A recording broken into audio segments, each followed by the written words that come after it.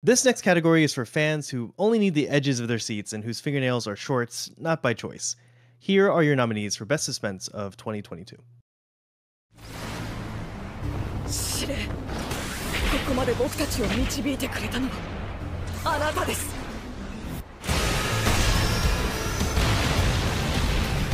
ゆっくりとお休みください。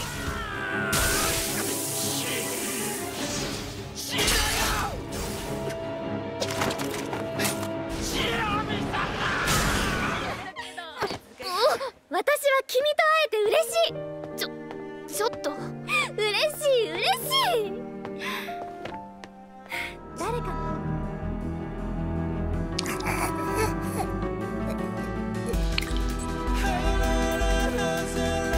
狂来するのはこ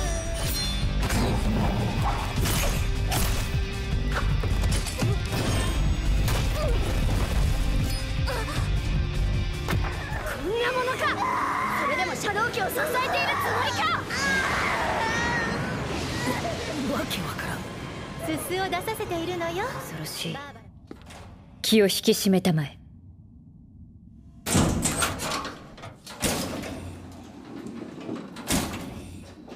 不審者以外の何者でもない。私はその姿に悶絶した。できることなら駆け寄っていいから諦めろと。 And the jury winner was Cyberpunk Edge Runners.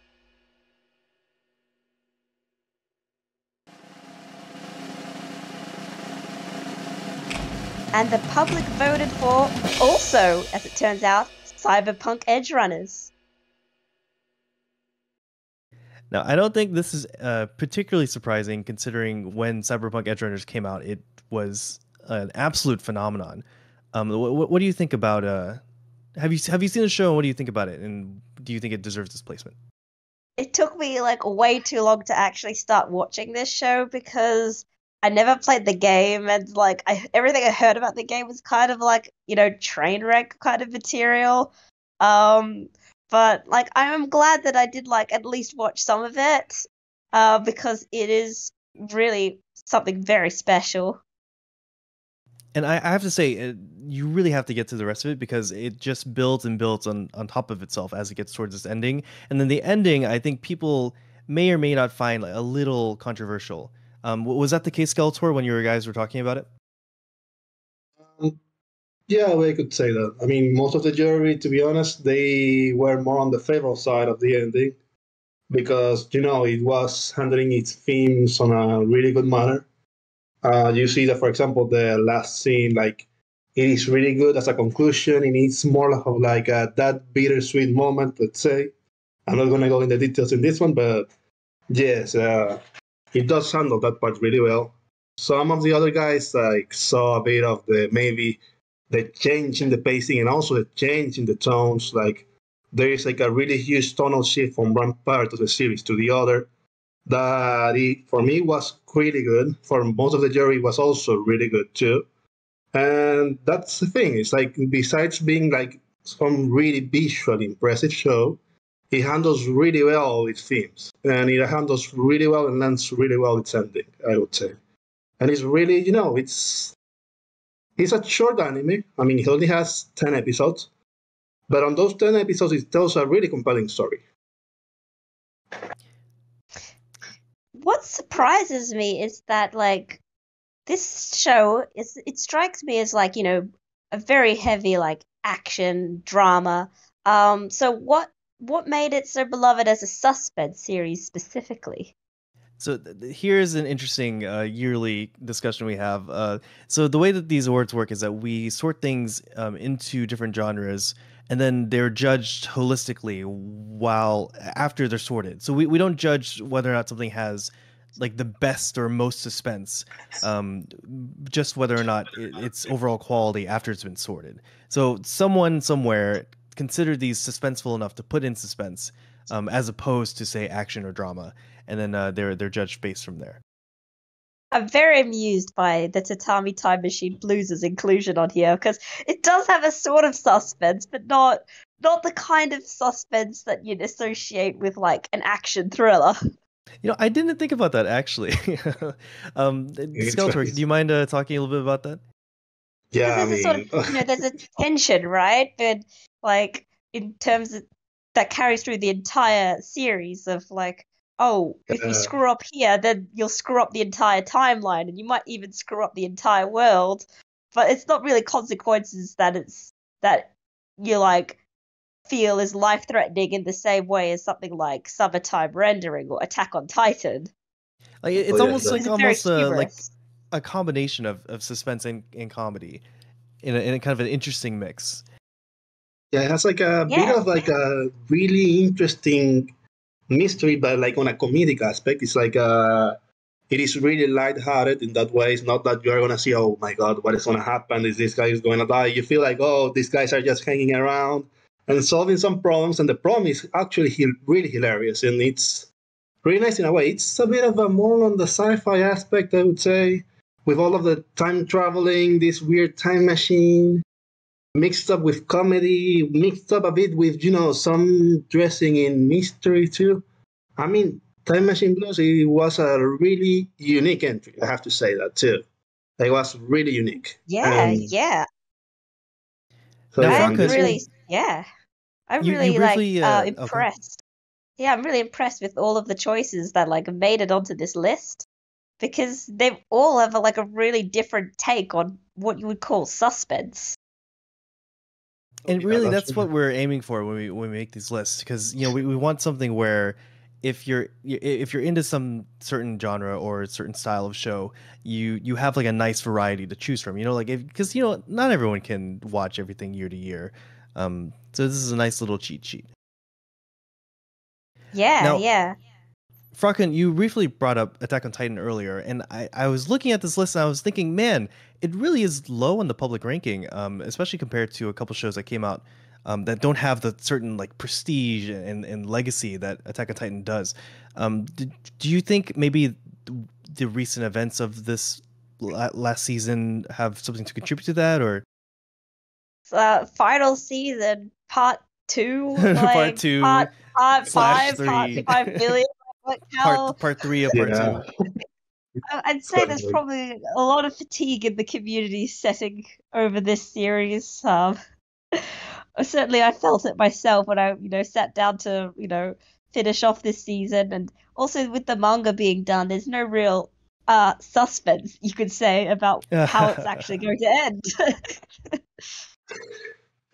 But Yeah, I that's would definitely. personally say that, like, taken on its own right, it is quite, quite a nail-biting show in the sense that, you can sort of feel the escalation, like, as each episode, progresses. Um, in some ways, it's probably more suspenseful than even the previous seasons. That doesn't necessarily make it more enjoyable to watch, though, and I think that is reflected in the public ranking Yeah, and in the jury ranking as well. it definitely takes its own little sort of turn, um, off into it's strange though when I think of the first couple seasons. I can't think of any sort of motif or ongoing through line that is radically changed with the later seasons, but it does feel quite different. Yeah, I Certainly mean, does. after the time I shift, there is like a real huge change, especially on, well, Eren as a character and also on the whole setting too. Like, because before that, we only had just one side, the people from Parody, the people that were like, they didn't know about the Titans, like what the heck, what's going on around them. And now we see a bit of an expansion on the world building, at least on what is season four, especially mostly on part one too, because on part two it's more on the things that mm, happened over here, like the huge event that happened at one point. And on this one, it's a yeah. bit interesting too, I have to say. But yeah, I think there's a bit of fatigue now, and also as you were saying, like now that the manga has finished too, it's like many people know where it's gonna go, so it's not gonna be the same, Like before, there was like a bit of like a mystery too, like how will it end? Like what will happen with these characters too? Also, well, Yeah, if you watch it without like thinking about like the manga, there's lots of things that just suddenly happen in these last, stretch of episodes where, at first when the season first starts, you think, oh, maybe they'll actually stop Eren from doing the rumbling, but then there's a lot of back and forth, and then he manages to make it happen. So there's a lot of, expectations being reversed in these episodes. But maybe it just doesn't hit quite the same way if you already know what's going to happen. Now, if you want to talk about a show where you have no idea what's going to happen, I think Made in Abyss fits that just perfectly because this whole season caught me really off guard. And talk about so we were talking about how Attack on Titan has its own little kind of tone shift away from its beginnings, but Made in Abyss seems to have a similar tone shift, but it's almost doubling down on its kind of darker elements. I'm really interested to see what you think about that. I personally would say that overall I didn't like Made in Abyss season 2 as much as the first season, but there are specific moments in it which I think hit harder than anything else in the series, and I think you probably all have very similar image of what those big moments are, right? Oh, definitely. Like that. Yeah, so there was some real messed up stuff happening in season 2. And and also the conflict between Reg and was it Iramui as Paputa, oh no, it was maybe. Paputa. It was Paputa, yeah. So the conflict between them, that their big fight, that what was it, the penultimate episode? That really hit hard. I mean, Made in Abyss is one of those series where I've literally just squirmed in my seat multiple times, and it's really unique in that no other series has really been able to do that. How did the jury go about discussing it, Skeletor? Well, the jury had, let's say, two different aspects. One of them was more on the production side, that, for example, the background on Made in Abyss is always amazing. Like, you can see just mostly just skimming through the series. Most of the time, it's just the characters walking around the background, And it had like one of the desertic kind of ruins part of the whole, let's say, layer of the abyss. That was one of the, let's say, most of the prevalent backgrounds. And on the other side, too, you had that one of a more vibrant colors that was within the village, Like that unique village that it had that also, that unique setting on what it was, like the trading system, the darkness that it would actually just cover someone if you say, okay, you don't have like the same value, and literally, well, you saw some of these things. Like they were really, let's say, a bit visually explicit, let's call it like that. And this is the other side of Made in Abyss too, that it was a bit of like a mixed bag for some of the jury because before, in season 1, the darker elements were more, let's say, implicit. They were inferred in one way, up to at least one point where it was like, oh, what the heck is happening? But now, after the movie, and especially now in season 2, the darker elements are way more explicit too. So it ends up being okay of putting to some people, while some other people are actually, let's say, enjoying it in the way that it helps with the storytelling too. Because, for example, we know now that on season 2, Reg, Rico, and Nanachi, they may not even be the main focus on the whole season. Instead, the people from the village and the people that came before them too, like those explorers that went to this layer before them, they may be actually the major focus on this season. And it was quite interesting and a sad tale, a really horrible tale, to be honest, on what happened to the village and why Faputa has that sort of like hate to that village.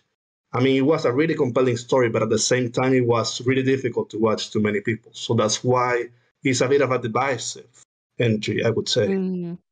Of course, and it's always really nice when a series is confident enough to, break away from its main characters for a little bit to treat us to a little bit something else. Yeah, that's true.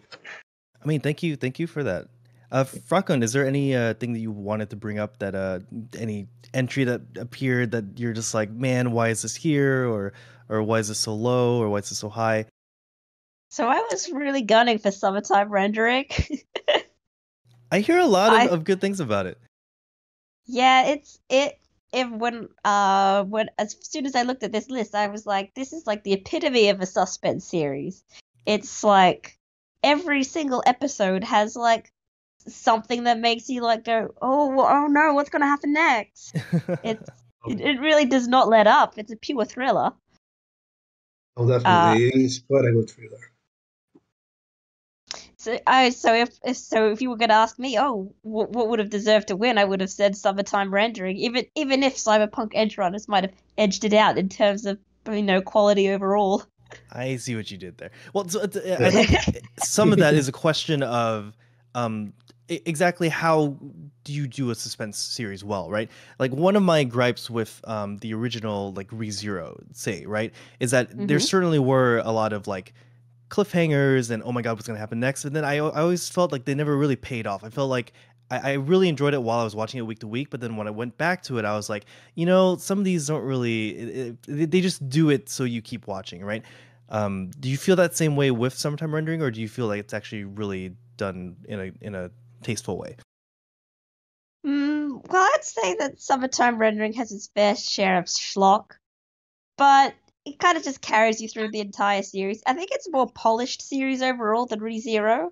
I think it's like the second half of Steins Gate, but without like that the time that it takes for it to get going. I mean, It's that's kind of just high. That's high praise right there. yeah, A lot it's of people would want a Steins Gate without like the first like 10 or so episodes.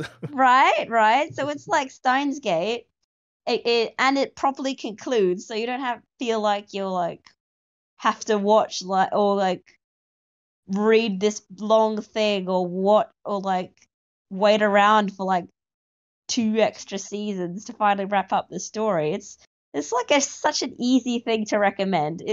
And it's in the same way that Cyberpunk Edge Runners just like finishes up its story in the amount of time that it's been given. I think there's a lot to be said for this kind of anime, and I'm very glad that both those series have like gotten the shout out here. Well, I know what I'm watching next.